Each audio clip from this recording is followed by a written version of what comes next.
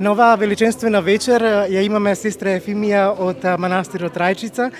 Сестра Ефимија има една фантастична и убава изрека, односно нешто кое сака да ви го каже, а кое што се надевам дека ќе помогне на многумина.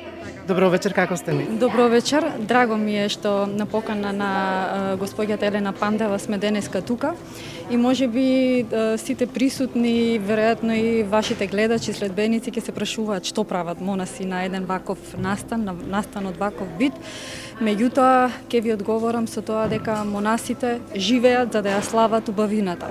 Но онаа убавина која што доаѓа преку жртва, преку подвиг, преку борба за триумф на се она што се заканува дека ќе го урниса и победи човекот. Токму затоа ние сме денеска тука да ја дадеме нашата молитвена поддршка за овие храбри жени, но и да застанеме зад личноста, за најблагородната и најпрекрасната наша Елена Пандева, која што успева во 21. век да сведочи за тоа што значи да се биде човек.